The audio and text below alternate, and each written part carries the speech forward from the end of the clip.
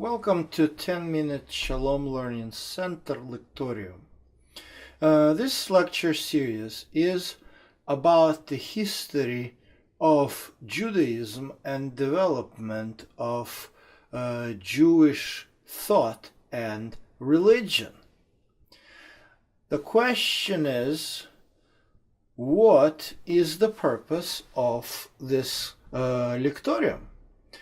And the answer would be, history of Judaism helps us understand the historical background for the New Testament, in the same way as the history of the ancient world, Egypt, Hittite civilization, helps us to understand the events in the book of Genesis and Exodus.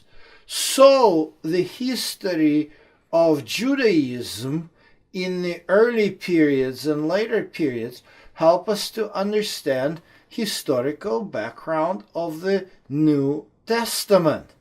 It is interesting that in 1865, Rabbi Abraham Geiger, professor of Berlin University and founder of the Reformed Judaism, wrote the book Judaism and Its History.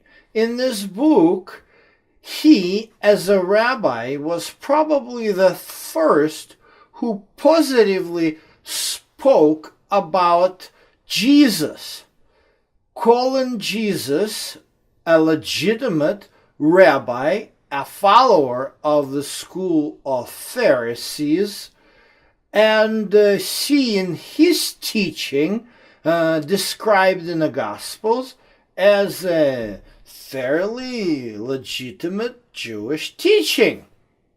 It is very unfortunate that his colleagues received such a book with strong pushback and opposition. The reason why, for centuries, the Protestant Christian thinking viewed the story of the Gospels only in the context of the Greco-Roman world. However, it is absolutely obvious that people described in the New Testament were not Greeks. In fact, for the authors of the New Testament books, except Luke, Greek was not their native language.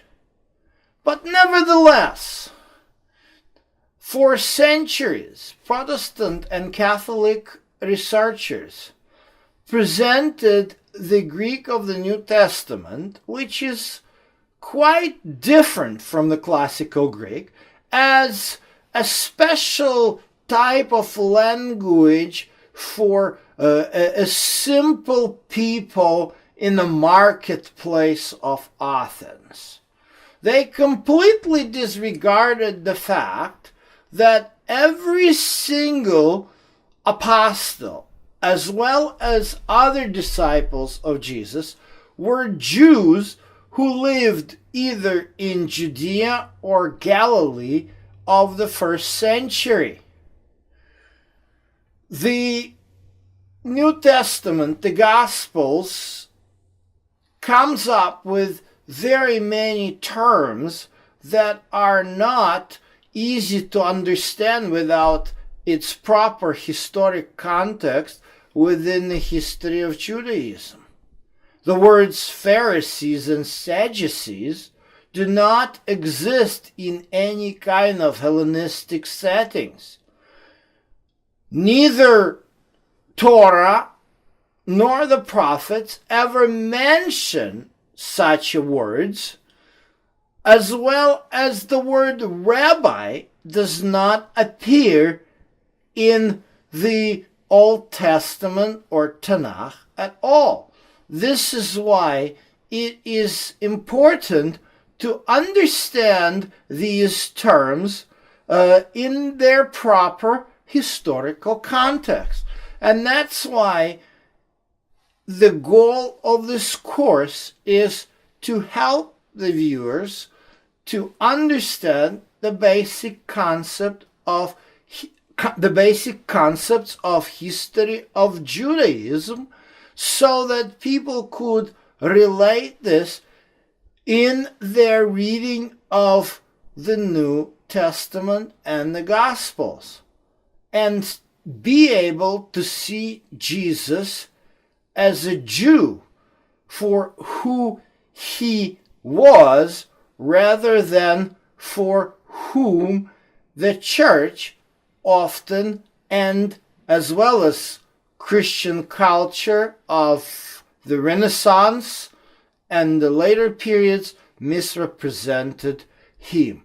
That's why this lecture is going to be an introduction into the further lectures, and I would like first and foremost to outline to you the periods, the basic periods of the history of Judaism, and we'll start with the period which is known as the First Temple period. The First Temple period lasted basically from the moment when Solomon built the temple to the Lord, the house of the Lord in Jerusalem, and it ended in 586 BC when Nebuchadnezzar destroyed the temple. Then we have the period of exile, which is roughly 70 years, and the period of exile is followed by the Second Temple period, which is obvious why it's called this way, because Zerubbabel, who led the returnees from the Babylonian captivity, rebuilt the temple by 515 BC, and the Second Temple stood until 70 AD. The next period, the big period in the history of Judaism, is called Rabbinic period. Rabbinic period basically has its roots in the late Second Temple period, with the emergence of Pharisees, who later become the rabbis, and it takes over after the destruction of the temple, and it's basically Judaism without the temple. And so Rabbinic period lasts until the roughly 7th century, and it ends with the completion of the Babylonian Talmud. The next period is called the Post-Talmudic period. The post-Talmudic period is a several century when basically Talmud has been studied. During this period of several centuries, we have a split within Judaism, and the group which does not recognize Talmud is live in the realm of Judaism, and they're called the Karaites. Medieval period follows, and it begins in 11th century, and it lasts until the 18th century with the emergence of a Hasidic movement, and this is the time when Judaism is basically united under one umbrella. They produce different commentaries on the Torah, commentaries on the Talmud, and then with the emergence of the Hasidic movement begins the modern period, where we come with all different Jewish denominations, the Hasidim, the ultra-Orthodox, all the way to Reform, this wide spectrum. So this is going to be the different periods which we will talk about in the course of our lectorium.